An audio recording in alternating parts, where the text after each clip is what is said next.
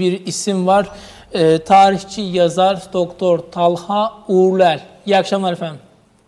İyi akşamlar. Efendim dilerseniz hızlı bir başlangıç yapalım. Çünkü gerçekten konuşacak çok konumuz var. Bugün belki de Gazze'nin bütün televizyon kanallarında konuşulan özellikle kara harekatı olacak mı? Daha çok stratejik siyasi yönleri konuşuluyor ama bir taraftan da Türkiye kamuoyunda özellikle konuşulan konuya baktığımız zaman bir başlık olarak, en azından bir alt başlık olarak Filistinlilerin Filistinli Arapların toprak sattığı, bu bir tweetle gündeme geldi, etkileşime sokuldu. Ardından belli bir mecra tarafından bir algı operasyonuna dönüştürülerek, sürdürülerek devam etti. Sanki Filistinler sürekli toprak satıyormuş, sürekli Kudüs'te, işte Kudüs'ün civar yerlerinde topraklarını bırakıp kaçıyormuş gibi bir algı oluşuyor. Bu algı gerçek mi? Algı gerçek değilse nasıl bir gerçek var? Bu konuda neler söylersiniz? Satıldıysa ne kadar satıldı?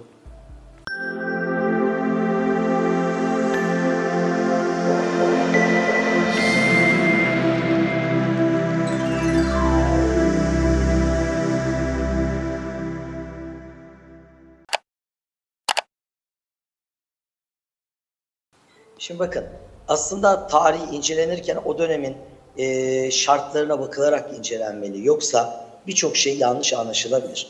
Şimdi Siyonizm dediğimiz bir grup var, Siyonistler. Bunlar Theodor Herzl başlığı altında konuşulabilecek bir takım isimlerden oluşuyor. Bunlar Yahudi toplumunu dün de bugün de genelini temsil etmiyor. Bunlar küçük bir azınlık bir kesim. Ama bunlar, yani bu asrın başında Yahudiler bir devlet kurmalı diye kendi işlerinde bir karar alıyorlar. İsviçre Basel'de toplanıyorlar. Hatta işte Theodor Herzl, daha Viyana'da bir hukukçu, bir kitap yazıyor, Yahudi Devleti diye. Ama o güne kadar dünya Yahudiliğinin %99'unun kafasında böyle bir şey yok. Yahudilere devlet kurdurmak mı? Yahudiler devlet mi kursun? Böyle bir şey mümkün değil.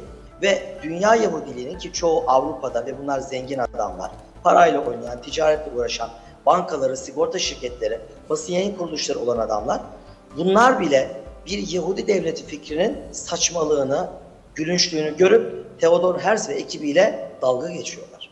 Ama bunlar bir kere bunu kafaya koymuşlar. Biz bunu yapmalıyız diye. Çok azınlık olmalarına rağmen çok iyi organize oluyorlar.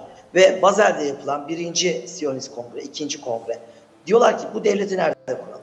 Bu devleti A. Kudüs'te mi kuralım? B. Afrika'da bir yerde mi kuralım? C. Macaristan'da mı kuralım? Niye Macaristan? Sulak, yeşillik ve Yahudilerin de nüfus olarak çok olduğu bir yer. Afrika olabilir. Etiyopya Yahudiliği var. Orada ciddi Afrika Yahudileri. Orada yaşayan. Yemen'de bile bugün hala Yahudi köyleri var. Buralar olabilir mi? Bunlar düşünülüyor. Hatta İngilizlere bunu teklif ettiklerinde İngilizler Uganda diyor. Alman kralı Wilhelm Beyrut taraflarında bir yer mi size göstersek diyor. Tabii en son kongrede aldıkları karar Kudüs üzeri. Kudüs kimin? Yani 1900'lerin başından bahsediyoruz. Yani 1800'lerin sonunda bu konuşuluyor. 1900'ün başında karara bağlanıyor. Kudüs kimin elinde? Osmanlı Devleti'nin. Büyük patron kim? Sultan II. Abdülhamit. O zaman Abdülhamit Han'dan biz bu toprakları alalım diyorlar. Yani isteyelim o bölgede bir otonom bir şey olalım, yerleşelim, edelim.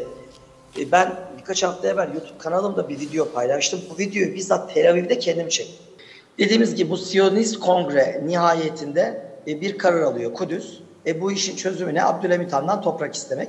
Ben birkaç hafta evvel YouTube kanalında bir video paylaştım. Bu videoyu bizzat Tel Aviv'de giderek kendim çektim. Tel Aviv, yani gerçek adıyla Yafa'nın Kudüs'e açılan yolu üzerinde orada böyle büyük bir çiftlik var. Yahudilerin zamanında kurmuş oldukları bir ziraat mektebi içinde olan bir yer var. Orada Wilhelm'in önünü kesiyor Theodor Herzl. Wilhelm'in önünü kesiyor ve diyor ki bizim için toprak diyor. Yani biz toprak istiyoruz. Osmanlı'dan. Wilhelm diyor ki bu çok komik. Böyle bir şey mümkün değil, imkansız diyor. Bunun üzerine nasıl olacak bu iş? Beyrut taraflarında bir yer ayarlayabilirim belki diyor. Beyrut taraflarında, ama buralar hayatta olmaz diyor. Sonra bunlar kalkıyorlar, İngilizler irtibat kuruyorlar. İngilizler Uganda'yı teklif ediyor. Bakın düşün, Uganda o derece. Bunlar nihayetinde o Birinci Dünya Savaşı hengamesindeki bu işte İngiliz Dışişleri Bakanı'na yaptıkları pazarlık neticesinde bu Filistin topraklarının bir kısmını elde etme payesini koparabiliyorlar. Toprak satma olayına gelince. Bakın elimizde istatistikler var. Ya bu işin tartışılacak hiçbir yanı yok. Şimdi bunlar kalkıyorlar. Yok bir Yahudi ile Filistin'in El ele tuttuğu böyle bir liste, bir siyah beyaz fotoğraf koyuyor. Görüyorum ben gençler. Ondan sonra diyorlar ki bak toprak satmışlar diyorlar. Yani böyle böyle şeyler. Abdülhamit Han dönemi 1876-1909 yılları arasıdır.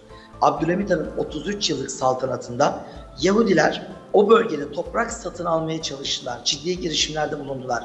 Başarılı olamadılar. Aslında olacaklardı çünkü adam gelince Yahudi diye bir devlet yok. Yahudiler ya İngiliz vatandaşı, ya Fransız vatandaşı, ya Rus vatandaşı. Yani o gün Avrupa'nın güçlü büyük devletlerinin vatandaşı sıfatıyla geliyor ve o sıfatla toprak almaya çalışıyor. Abdülhamit Han bunu görüyor ve bunu görünce özellikle Yafa valisi, ki bu valinin yani mutasarrıf Yafa kaymakamı Hasan Bey'in de çok güzel devasa minaresi olan bir camisi vardır. Hala Tel Aviv'in göbeğinde durmaktadır bu cami. Ona da emirler veriyor. Diyor ki kesinlikle Yahudilere toprak satılmayacak. İster İngiliz, ister Rus, ister Fransız vatandaşı olsun. Böyle bir şey söz konusu olmayacak. Nasıl engel olacaklar? Gene de alttan satın almalar olabilir endişesiyle bu toprakları kamulaştırma yoluna gidiliyor. Hatta Abdülhamit Han şahsi mal varlığıyla ciddi yerde, ciddi büyüklüğü toprak satın alıyor.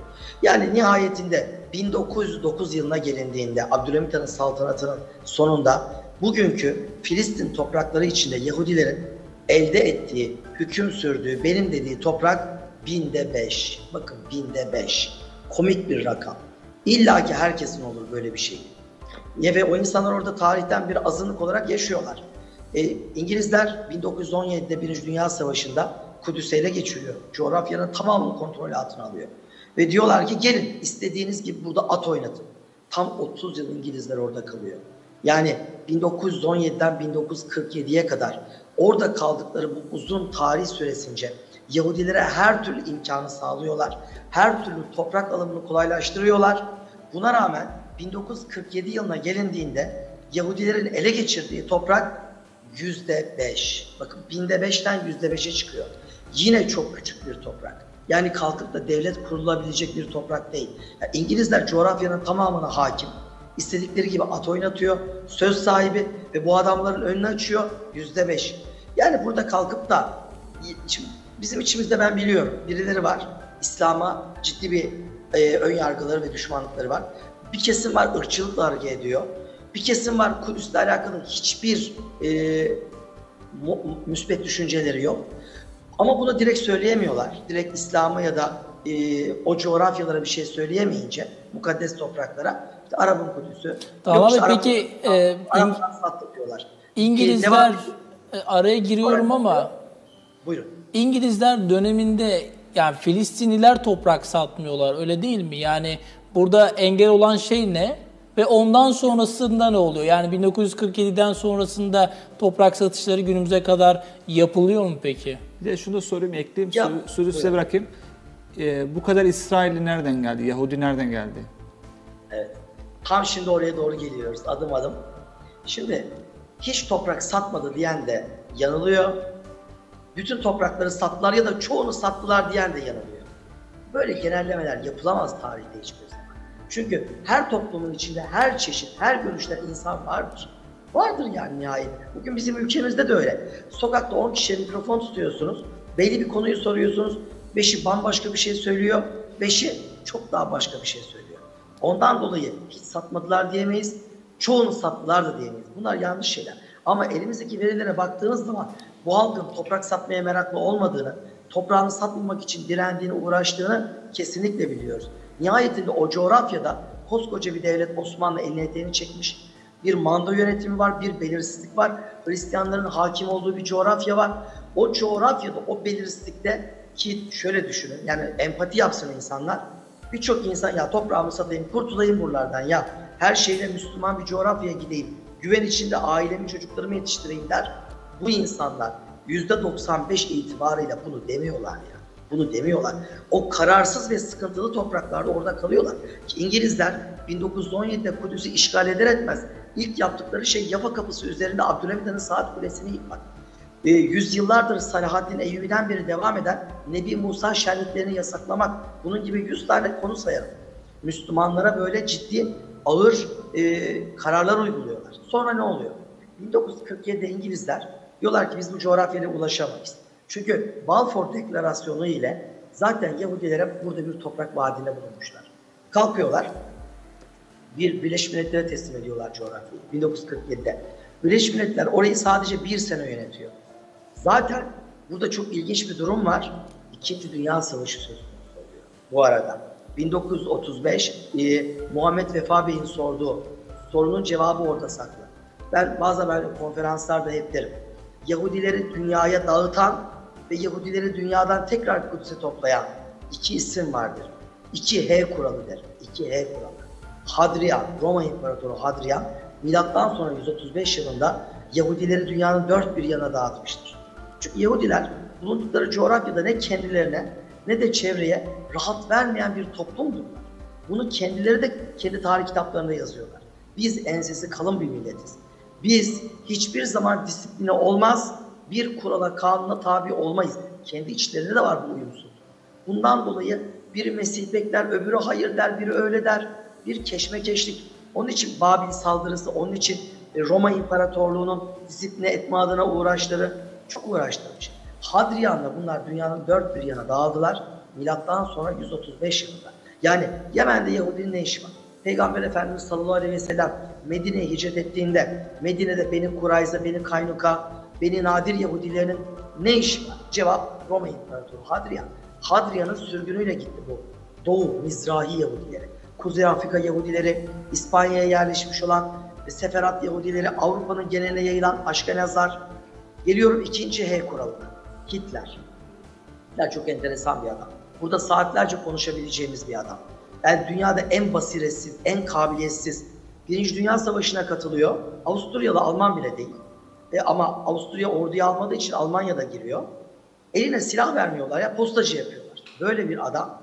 500 küsür tane siyasi parti var Almanya'da. En küçük partinin 28 nolu en son üyesi olarak katılıyor. Bir anda partiye deli gibi finans yağıyor, para yağıyor. Bir numaralı parti oluyor.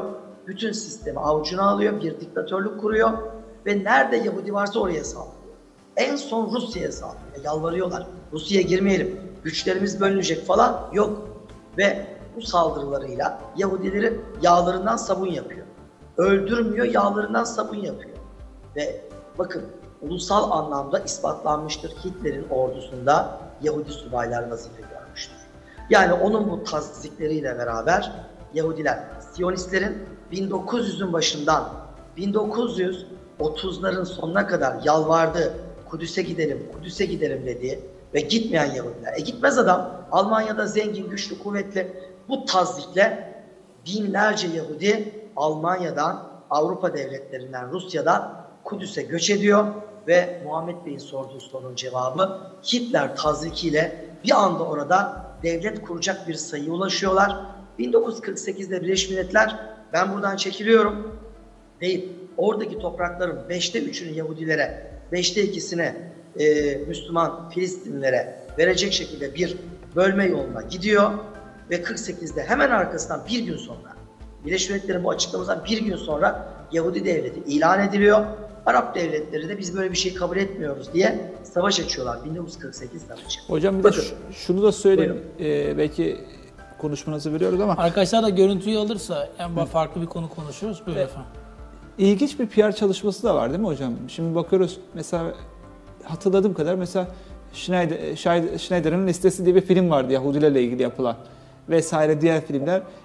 Öyle bir tablo çizdiler ki Yahudiler el üstünde tutulmaya başladı. Hatta baş üstüne çıkardılar. Fotoğraflarda falan da görüyoruz. Bu Dünya Savaşı'nda belki en kârlı çıkan ülkelerin başına da geliyor. Biraz daha hızlanırsak iyi olur. Yani süre konusunda da hızlı gidiyoruz. Evet. Konu hakikaten konuşulacak çok önemli. Mevzular söz konusu. Yani bu bahsettiğimiz Hitler'in tazdikiyle binlerce, on binlerce Yahudi oraya yerleşiyor. Ve artık bir devlet kurabilecek güce oluşuyorlar. Ama bakın net bir cümle var. Bugün İsrail'in işgal ettiği toprakların %1 bile parayla satılmış bir toprak değildir. Tamamen 48 ve 67 savaşıyla ele geçirdiler. Zaten yani yaşı 30'dan 40'tan yukarıda olan herkes ibretle görüyorlar adamların nasıl toprak ele geçirdiğini, nasıl bir soykırım yaptığını. Dünyanın gözünün içine baka baka dün ne yaptılarsa bugün de aynısı. Yani bu hastane bombalama hadisesinin benzerlerine bunlar son 30-40 yıldır zaten yapıyorlar. 48'de. Ya bunların terör örgütleri vardı. Haganah gibi terör örgütleri vardı. Bu örgütlerle Filistin'e ait köyleri sadece Tel Aviv ile Kudüs arasında 500 küsür tane köyü 48 savaşı döneminde tek tek boşaltıp o insanları öldürdüğünü elimizdeki kayıtlar, belgeleri ispatlıyor. Yani toprak satmasaydı mesela. Yani Biden'ın açıklaması da var. Diyor ki bir İsrail olmasaydı biz mutlaka bu İsrail'i inşa ederdik diyor. Evet, dün o cümleyi ibretle ben de izledim ekranlardan. Yani bu öyle bir şey, itiraftır ki o Yahudi toplumunu Müslümanların arasına kanserli bir ur gibi koydular. O coğrafyayı karıştırmak, o insanların birbirine yaklaşmasını, yani binlerce birliğimiz var bizim. Ben bugün bir Amerikalı'yla oturup ne konuşabilirim? Bir Ürdünlüyle oturup ne konuşabilirim? Ya da bir Kudüslüyle. Benim 1000 türlü ortak bağım var bir Kudüslüyle. Yani öbürüyle yok. İşte bunu bildikleri ve bunun farkında oldukları için orada resmen bir araya gelmesinler diye oraya konulmuş bir karakoldur. Avrupa'nın ve Amerika'nın bir karakoludur İsrail ve vazifesini yapıyor. İşin tabii acı yanı, bugün dünya Yahudiliğini temsil etmiyorlar. Dünyanın dört bir yanında bu bebek katillerinin bu yaptıkları soykırım üzerine ayaklanan Yahudiler var. Amerika'daki Beyaz Sarayı basan Yahudiler var. Bunlar bizi temsil etmiyor diyen, zülüflerini sallaya sallaya melon şapkalarıyla bunu ikrar eden Ortodoks dindar Yahudiler var. Ama Siyonistler kendilerini bütün Yahudilerin temsilcisi gibi göstermeye, maalesef kan akıtmaya, soykırım yapmaya devam ediyor. Peki siz diyorsunuz ki toprak satışı iddia edildiğinin aksine büyük bir yalan diyorsunuz. Çok çok az, %1 diyorsunuz. Peki şunu sorayım mı? Bu %1 satan kim peki? Evet. Yani şimdi bakın 1900, yani Abdülhamit Han döneminde binde 5 dedim bakın siz. Evet. Abdülhamit Han. İngilizlerin 30 yıllık hakimiyeti yıllarında İngilizler coğrafyaya hakim. İngilizler hakim olduğu o coğrafyada zaten belli yerleri işgal etmişler. Belli yerleri kontrol altına almışlar. O gün orada mesela Filistin coğrafyasında unutmayalım ki ciddi bir Hristiyan topluluk yaşıyor. Biz şimdi Arap deyince sanıyoruz ki bütün Araplar Müslüman. Bakın bir önceki Amerika Başkanı kalktı, biliyorsunuz Kudüs İsrail'in başkenti diye saçma sapan bir belge imzaladı. Trump bunu imzalayınca buna en büyük tepkiyi kim verdi biliyor musunuz? Hristiyan Araplar verdi Müslümanların yanında. Trump'ın o gün yardımcılarından bir tanesi Amerika'nın imajını düzeltmek için, ki ben de o dönemde Kudüs'te bulunuyordum, kalktı Kudüs'e geldi. Yani gelecekti, program yapıldı. Programda biri şuydu, Beytüllahim, Hazreti İsa'nın doğduğuna inandıkları şehir. Bir Filistin şehridir. Ve belediye başkanı Hristiyan bir Filistinlidir. Beytüllahim tabii Hristiyan Araplar için çok önemli bir yer. Bütün dünya Hristiyanlığı için önemli. Hazreti İsa orada doğduğuna inandıkları için. Ve Biden'ın yardımcısı Amerika'dan işte geleceğim pazar ayinini Beytüllahim'deki kilisede yapacağım deyince Filistinli, Arap, Hristiyan, Beytüllahim belediye başkanı ne dedi? Ben kabul etmiyorum dedi. Sizi karşılamayacağım, sizi misafir olarak kabul etmiyorum. Siz bu ayine gelirseniz de o gün o ayine hiçbirimiz gitmeyeceğiz. Ve reddetti. Yani ayin reddedildi. Yani Amerika'dan Trump'ın yardımcısı gelemedi. İptal etti programını. Kudüs'e gelecekti. Kudüs'teki ayine katılacaktı. Kudüs'teki Kıyamet Kilisesi'nin anahtarları Müslümanların elinde. Nuşeybe ve Cude ailelerinin elinde. Onlar dediler ki eğer siz gelirseniz o geldiğiniz tarihte biz bu anahtarları kullanmayacağız dediler. O program da iptal oldu. Yani demek istediğim, İngilizlerin 30 yıllık yönetiminde Filistin'de ciddi Hristiyan Arap yaşıyordu. Onların kontrolünde olan ciddi topraklar vardı. Yahudilere İngilizlerin aracılığıyla bu topraklar satıldı. Yani Arap deyince Müslüman akla geliyor. Değil kardeşim. Beytüllahim'deki şu an nüfusun yani yarıdan fazlası Hristiyan Arap'tır Beytüllahim. Ve bunlar Filistin davasının arkasındadırlar. Ben Beytüllahim'e bugüne kadar 100'ün üzerine gitmiş bir insanım. O coğrafyada çok gördüm. Yani Filistinlilerin, Müslüman Filistinlilerin bir sıkıntısında Hristiyanların da Müslümanlarla beraber durumu boykot ettiğine çok şahit olmuşum. Peki. Talha Bey, ikinci başlık yine Türkiye'de çok konuşulan bir mesele. Filistinliler, yani Araplar Osmanlı'ya ihanet etti. Filistinli Araplar Mescid-i Aksa işte İngilizlerin eline geçti diye sevindiler. ayağa kalktılar, törenler yaptılar gibi söylemler de var. Bunların doğruluğu peki var mı? Ya bakın, insanlar genelleme yapmayı çok seviyorlar. İnsanlar kendi ideolojilerini beslemek için ufacık bir şeyi alıyor, bunu genelliyor ve kendi haklılığını göstermeye çalışıyor. İnandığı doğru her neyse. Bakın, Şerif Hüseyin denilen bir adam ihanet etti Osmanlı'ya. Bu adam Mekke Şerifi'yle Abdülhamit Han döneminde bunun kaypaklığı biliniyordu, affedersiniz. Ve bu adam İstanbul'da tutuldu yıllarca. Emirgan'da yılı hediye etti Abdülhamit Han'a. Yani onu Cemal Paşa'nın Arap liderleri asıp kestiği gibi yapmadı. Çünkü İngilizlerin ekmeğine yağ sürmek olurdu bu. Ne yaptı? Onu İstanbul'da pışpışladı ama hiçbir zaman Mekke'ye göndermedi. Çünkü gönderdiğinde o kafasındaki hırslı hedeflere ulaşmak için bu adamın her yolu deneyeceğini çok iyi biliyordu. Ama Abdülhamit Han tahttan indirilince iddiaçılar, Şerif Hüseyin iddiaçılara gitti. Ya dedi, ben Mekke Şerifiyim, yıllardır Kabe'yi görmedim dedi. Tamam, git dediler. Gitti. Gidince de hemen İngilizlerle oturdu pazarlığa ve Osmanlı'yı arkadan vurdu. Bir oğlu kim? Faysal. Öbür oğlu kim? Abdullah. İngilizler 1. Dünya Savaşı'nda Osmanlı'yı bunlar baba ve oğullar arkadan vurduğu için Şerif Hüseyin'i Arabistan kralı, oğlu Faysal'ı Irak kralı, öbür oğlu 1. Abdullah'ı da Ürdün kralı ilan ettiler. Yani böyle bir durum, bakın her şey ortada. Ama bunlar bütün bir Arap dünyasını temsil etmiyor ki.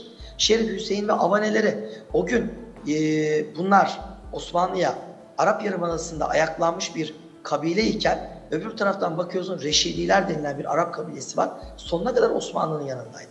Filistin özelinde konuşursak nasıl bir durum var peki? Ya öyle bir bilgi kirliliği var ki sosyal medyada bir haftada Türkiye'de bir takım hesaplar Filistinliler 15.000 Türk askerin gözünü oydular, gözünü kör ettiler diyorlar. Ya kardeşim, böyle bir olay Kahire'de 1. Dünya Savaşı'nda esir edilmiş Türk askerlerine ilaçlı suya banyo ettirilerek İngilizler tarafından uygulandı ve Ankara'da 1. Türkiye Büyük Millet Meclisi'ne bu konu konuşuldu, tartışıldı. Bu konuyla alakalı bir yazı bile yazıldı. İngilizlere bir soru önergesi verildi. Filistinliler yok arkadan vurdular, ettiler, böyle bir durum söz konusu değil. Hatta bakın, ben bununla alakalı size bir delil sunayım.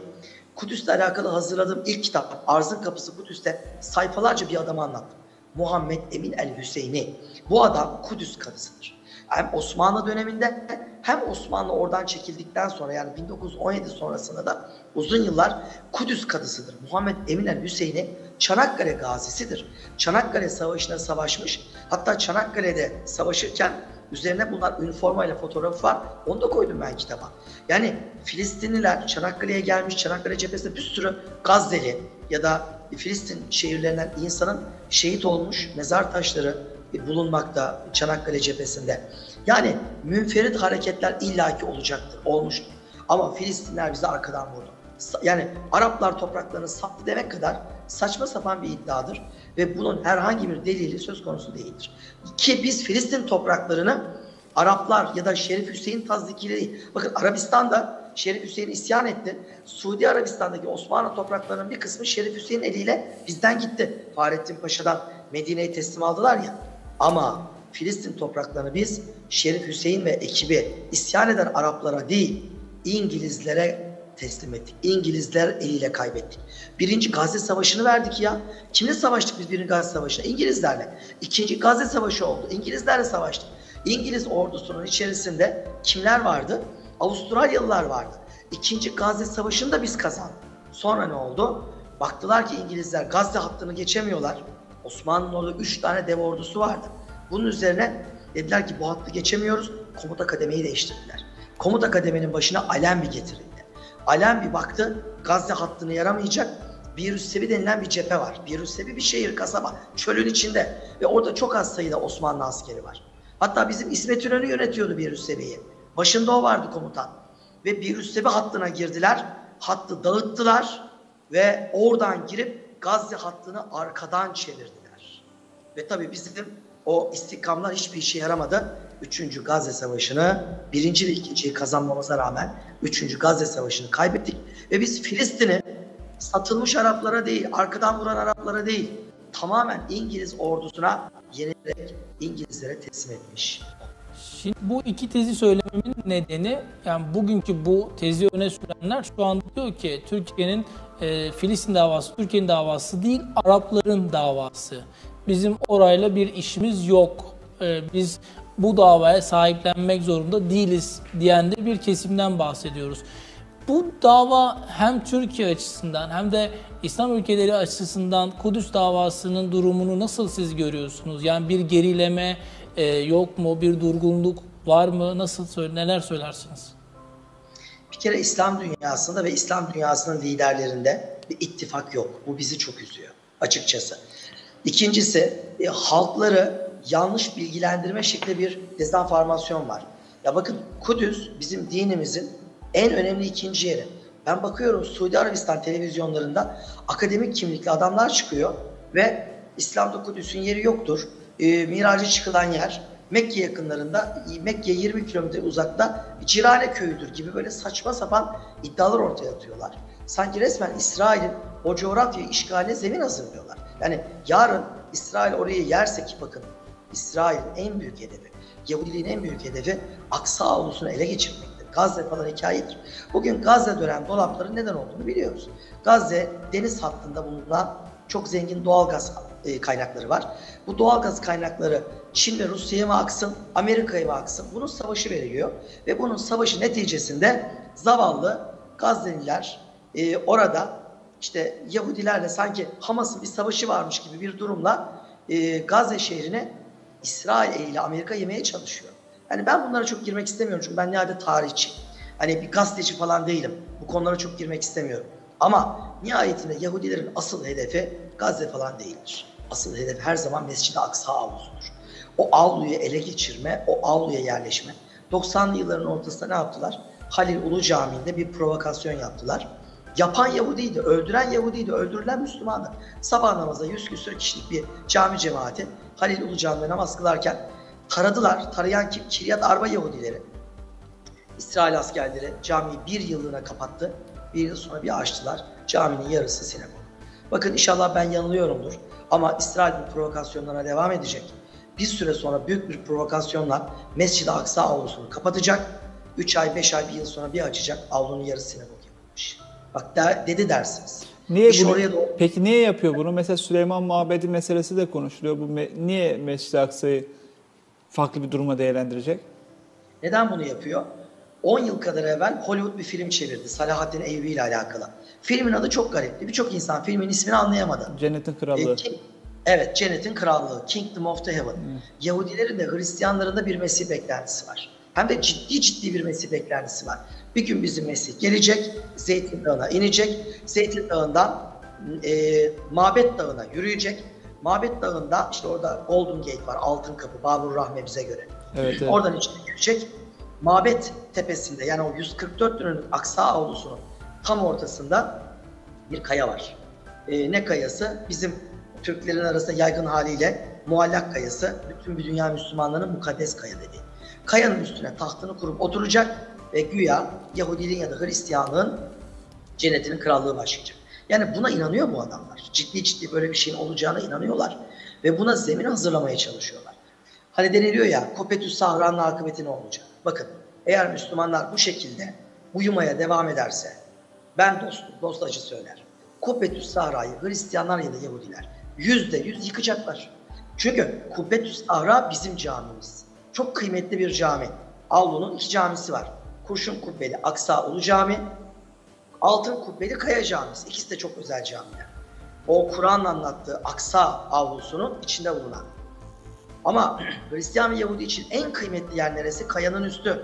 Kayanın üstüne Mesih gelip tahtını kurup oturacak. O zaman Müslümanların camisinin orada olması gerekiyor. Onu yıkacaklar. Yani bugün Hristiyanlar tabii kaçak güreşiyor. Yahudileri ön plana sürüyor. Yarın orada bir Yahudi problemi kalmasın. Hristiyanların aynı Haçlı seferlerini bu kez direkt yaptığını göreceğiz. Zaten Birleşmiş Milletler'in yaptığı aynı şey. Aldığı kararlar direkt Haçlı zihniyeti kararları. Yahudi'ye yaptırmaya çalışıyor.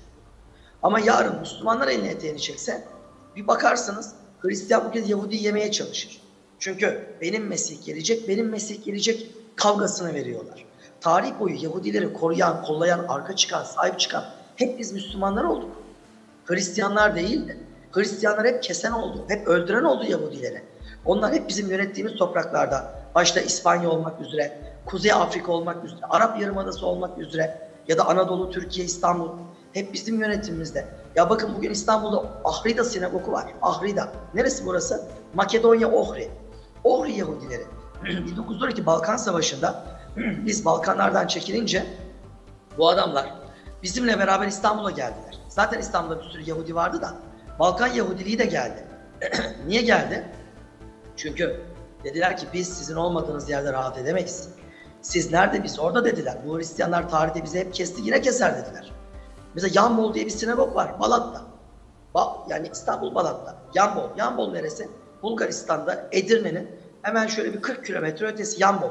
Yambol Yahudileri Balkan Savaşı sonrası kalktılar geldiler İstanbul'a ve aynı sinagogdan bulundukları şehrin ismiyle bir tane de Balat'a kurdular. Siz nerede biz orada dediler. Biz bunları bu kadar koruduk kolladık.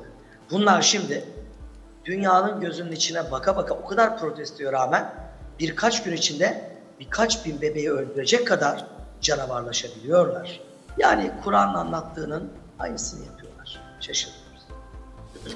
Peki Türkiye, yani bizim Kudüs davasına baktığımız zaman, yani siz çok önemli bir şey ifade ettiniz. Dediniz ki uyumaya devam ederse Müslümanlar İsrail Kudüs'ü 3-4 ay Mescid-i Aksa'yı kapatır, daha sonra onun yarısının gitmiş olduğunu görürsünüz. Mescid-i Aksa veya Kudüs davasının İslam coğrafyasında, özellikle Türkiye'de mesela bizim orada ne işimiz var diyen de bir kesim var. Bunlara karşı neler söyleyeceksiniz? Gerçekten de bizim orada olmamamız mı gerekiyor? Türkiye'nin orada olmaması mı gerekiyor? Hocam bir de yanlış hatırlamıyorsam, yani soruna ek olarak söylüyorum. Tabii. Önceki dönemlerde eskiden hacca giden vatandaşlarımız Şanlıurfa'ya giderdi. Şanlıurfa'dan Kudüs'e, Kudüs'ten Kabe'ye giderdi. Doğru mu hatırlıyorum? Tabii aynen öyle. Peygamberler şehri. Benim annem babası bir ara o vazifeyi yapmış. Yani otobüslerle gidiliyordu. Önce İstanbul'dan Bursa'ya, Bursa'dan Konya'ya, işte Bursa'da Emir Sultanlar, Konya'da Mevlana'lar ziyaret edilir. Sonra Urfa'ya gidilir. Urfa'da büyük konvoylar oluşturulur. Oradan ya Suriye üzerinden Şam, Halep ya da Irak üzerinden Bağdat. Ben işte 10 yaşındaydım 1986 yılı. Babaannem, babam falan otobüsle gittiler hacca. Ya anlatırlar, Abdülkadir Geylani Hazretleri'nin Bağdat'ta kabrini ziyaret ettik, Ebu Hanife Hazretleri'ni ziyaret ede gidilirdi. Hem böylece daha bir saflaşılır ve Mekke Medine'ye vardıklarında ciddi bir ziyaret ve ibadetle, o birikimle, olgunlukla oraya varılmış olunurdu. Ama maalesef son 30 yıldır İslam dünyası savaşlardan bir türlü yakasını kurtaramadığı için artık böyle otobüslerle, kervanlarla geze geze, dolaşarak ibadet ede gitmeler maalesef hayal oldu. Yani oralar bir huzur iklimine sahip olsa başta ben böyle bir şey yapmak isterdim. Yani özel böyle arabalarla konvoy olalım, geze geze gidelim. Oraya vardığımız zaman da büyük bir olgunlukla hac ibadetimizi gerçekleştirelim. Güzel olurdu. Şunun için sordum, yani sen sorununda şunu söyledin, tam kaçırdım ama şehirlerin de önemi vardı, ona vurgu yapmak istedim. Şanlıurfa'yı hatırlıyorum çünkü peygamberler şehri olduğu için söyleniyor. Kudüs de aynı şekilde peygamberler şehri bu noktada kullanılıyor. Kabe'de böyle bir güzergah vardı aslında. Türkiye'nin hac macerasının da önemli mihenk taşlarından birisi de dini vazifelerini yaparken de. Şimdi bakın, bugün ülkemizde Türkçülük iddiasında bulunan, aşırı milliyetçi geçinen bazı isimler var ki bizim orayla hiçbir alakamız yok diyor. Bu arkadaşları Sultan Alparslan'la yan yana getirsek, Sultan Alparslan bunların, çok özür dilerim, suratına tükürürdü. Ya derdik ya, Türklük kim, sen kim derdi ya. Tuğrul Bey Kudüs'ü fethetmek uğruna yanıp tutuşan bir adamdı. Sultan Alparslan'ın en büyük hedeflerinden biri Kudüs'ü, Şam ve Kahire'yi kurtarmaktı. Çünkü o gün Fatimi diye Şii bir devlet vardı. İslam dünyasında büyük bir fitne unsuruydu ve çok da zayıflamıştı. Haçlılar Fatimileri yenip o coğrafya üzerinden Mısır'ı, Şam'ı, Kudüs'ü ele geçirmek istiyorlardı ve bu durumu gören Tuğrul Bey hedefine orayı koymuştu. Maalesef Rey'de aniden vefat edince bayrağı sırtlanan Alparslan aslında Malazgirt'e falan gitmiyordu. Sultan Alparslan'ın Malazgirt'ten Anadolu'ya yürüyeyim diye bir hedefi yoktu. Alparslan o günlerde Urfa'yı kuşattı. Oradan Halep'i kuşattı. Halep'i aldı. Oradan Kudüs'e, Şam'a inecekti ve Kahire ile Fatimiye işini bitirecekti. Maalesef Halep'i fethettiği o günlerde Roman Diyojen'in mektubu geldi. Ordularımla sana doğru geliyorum deyince Alparslan mecburen yönünü kuzeye kırdı ve Roman Diyojen'i Malazgirt'te beklemeye başladı. Yani böyle oldu. ama Atsız Bey'i gönderdi. 1073 yılında Atsız Bey Kudüs'ü fethetti. Ardından Melikşah Artuk Bey'i gönderdi.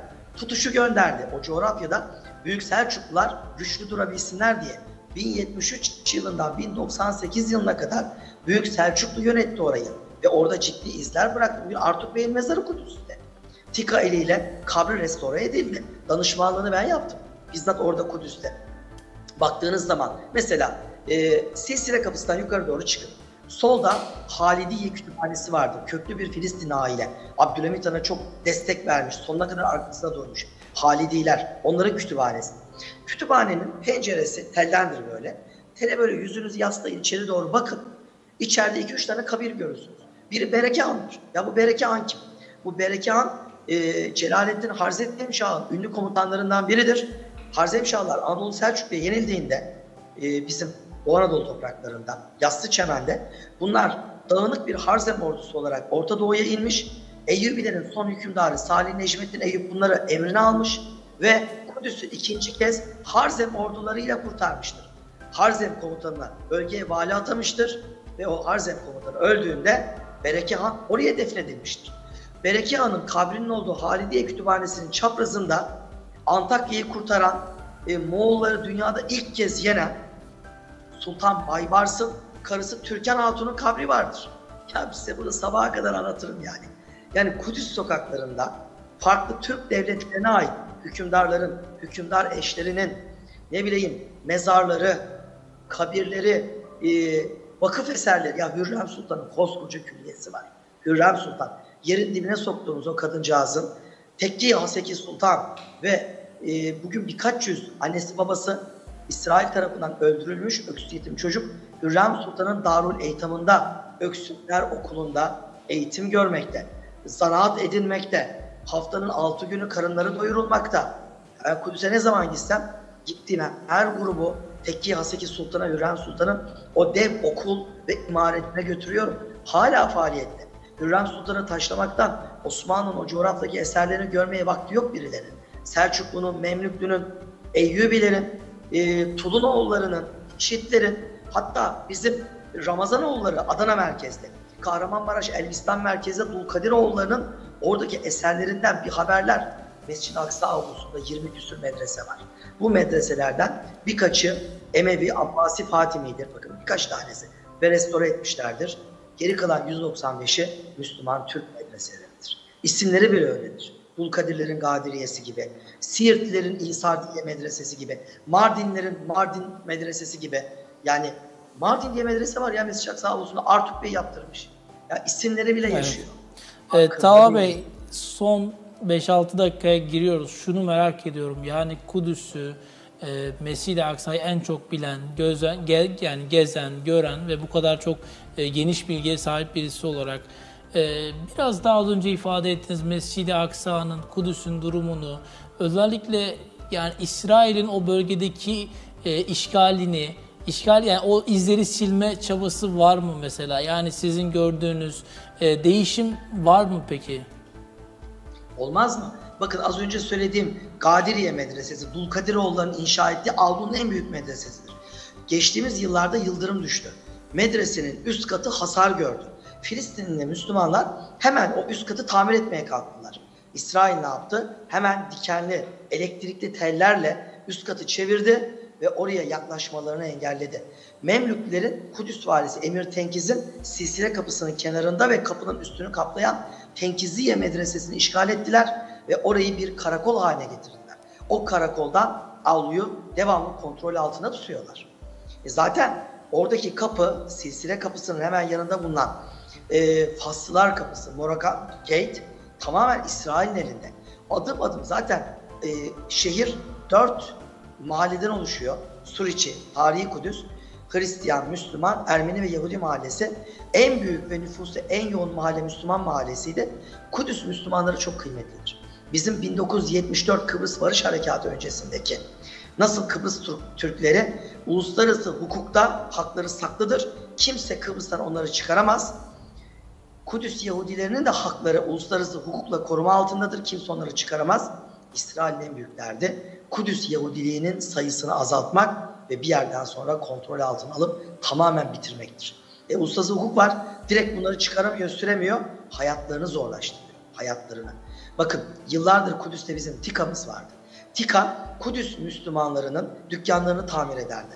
Onların hayatlarını kolaylaştırırdı. Bundan 5 sene evvel TİKA'yı da sürüp çıkardılar. Şu an Kudüs'te bizim o başımızın tacı TİKA'mız yok mesela. Olmadığı için Kudüs Müslümanları şu an başsız ve Türkiye'nin himayesinden mahrum bir vaziyette duruyorlar. Ya bana da soruyor insanlar, biz Kudüs'teki Müslüman nasıl yardım edelim? Vallahi ben de bilmiyorum nasıl yardım edelim. Etmek zorundayız ama. Onlar desteklenmeli. Onların vergileri arttırılıyor, dükkan kiraları tamir etmelerine izin verilmiyor, bir sürü sıkıntı çıkarılıyor. Kudüs'ten göç etsinler diye. Ve büyük büyük paralarla dükkanları satın alınmaya çalışılıyor. Bakın bunun haberini yaptım ben geçtiğimiz yıllarda. Filistinli yaşlı amcamız. Ya dükkanına bir para verdi İsrail. Boğaz'da yalı alırsınız ya. Boğaz'da yalı alırsınız. YouTube kanalımda var videosu. Koydum onu oraya. Yani 3-4 sene evvelki olay. Adam reddetti ya. Hani topraklarını satıyorlardı? Boğaz'da bir yalı parasına. Küçücük dükkan. Ama öyle stratejik bir yerde duruyor ki tek tek böyle almaya, ele geçirmeye çalışıyorlar. Ve Kudüs'ü Müslümanlardan maalesef arındırmaya çalışıyorlar. Uyanık olmalıyız. Bu konuda kesinlikle sahip çıkmalı, destek olmalıyız. Çünkü o insanlar orada bizi temsil ediyorlar. Bizi, kendilerini değil, bizi temsil ediyorlar. Ve bizi çok seviyorlar. Bakın oraya ırkçı değilim, ırkçılık yapmıyorum. Bir Ürdünlü, bir Suudlu, bir Iraklı fark etmez. Dünyanın her bir yerine bir Müslüman gitse Mescid-i Aksa avlusunda bir Filistin'in kapısını çalsa. İşte ben Ürdünlüyüm, Suriyeliyim, şu bu dese. Bir de sizden biri gitse, bizden biri gitse. Ve sadece Arapça bilmesin, Türkiye'desin. Ve o yüzlerindeki tebessümü, o mutluluğu, o kapıların açışını ben yıllardır söylüyorum. Ya gidin diyorum, çalın kapılarını, size evlerini alacaklar, sizi özel ağırlayacaklar. Son bir şey söyleyeyim. Kudüs'e son gidişlerimden birindeydi. Aksa avlusunda böyle halka olduk, gruba tarihi bir şeyler anlatıyorum. Bir tane genç geldi aramıza sokuldu. Onlar biz dinledi. Konuşma bitince, hocam dedi ben dedi Alman gurbetçisiyim dedi. Yani bir Türk vatandaşı, genç delikanlı 18 yaşlarında. Almanya'da doğmuş, büyümüş. Oradaki kardeşlerimizden birinin oğlu. Ben dedi Kudüs'e geleceğim dedim. Annem yalvardı, ağladı. Gitme oğlum orası sıkıntı değil. Grupla falan gitmemiş. Kendi başına atmış gelmiş çocuk. Ben dedi geldim. İlk gün beni burada Filistinler fark ettiler. Türk olduğumu öğrenince ben bir hospiste oda tutmuştum. Yani orada kalacaktım. 22. günüm benim burada. 22. gün. 21 gündür Filistinlerin evlerinde kalıyorum. Onlar beni yediriyorlar, içiriyorlar. Ve bir kuruş bana para harcatmadılar. Sen Türksün. Sen buraları yüzyıllarca tuttun, korudun. Düşünün. Alman gurbetçi bir çocuk Aksa avlusunda, caminin içinde yani. Grubunda en az 40-50 kişilik biz hepimiz duyduk o çocuğun o anlattığını. O kadar büyük bir kredimiz var Allah aşkına. Bu krediyi iyi değerlendirelim. Oralara bizden başkası samimi sahip çıkacak kimse yok. Peki. Sorun varsa sor ve bitirelim. Hocam çok kısa Gazze'lilerle ilgili ne diyeceksiniz? Gazze şehriyle ilgili ne diyeceksiniz? Gazze çok stratejik bir yer. Stratejik konu. Denize sıfır, önünde doğalgaz yatakları var. Şu an büyük güçler orayı paylaşma savaşı veriyorlar. Bir Gazze, yani bir İsrail-Hamas savaşı yok orada. Aslında orada şu an bir Amerika-Çin-Rusya savaşı var. Gören görüyor bunu. Ben şunu söyleyeyim. Şimdi Mısır 1967 6 gün savaşına kadar Gazze Mısır'ın işgalindeydi. Şimdi siz Mısır devletinden samimi bir manzara göremezsiniz. Ona bakarsın Doğu Kudüs'te 1967 6 gün savaşına kadar Ürdün işgalindeydi. Yani onlar orayı tutuyorlardı. 1967 savaşına kadar ne Ürdün'ün ne Mısır'ın bir Filistin davası yoktu. İsrail 6 gün savaşında Gazze ile Doğu Kudüs'e çökünce bir anda bu Mısır ve Ürdün'de bir Filistin muhabbeti hasıl oldu. Ay Filistinler, zavallı Filistinler. Dedim ya az önce cümlemi bitirirken. Evet. Bu konuda samimi olan biziz. Samimi olarak bir toprak kaygısı gütmeden Alparslan'ın mirası diyerek, Eyyubilerin, Memlüklerin, Dulkadirlerin mirası diyerek sahip çıkıyoruz. Yoksa ne doğal gazların hesabını yapıyoruz ne de başka bir plan program yapıyoruz. Nihayet dinimizin ikinci önemli noktası. Ama burada en büyük problem Türkiye'deki eğitim sistemi. Biz gençlerimize Türklük adına ve inancımız adına oranın ne kadar ehemmiyetli olduğunu anlatabilmiş olsaydık o zaman bunlar olmayacaktı. Peki. Talha Bey çok teşekkür ederim. Gerçekten de çok merak edilen sorulara cevap verdiniz. Yayınımıza katıldığınız için ve kattıklarınız için tekrar teşekkür ederim.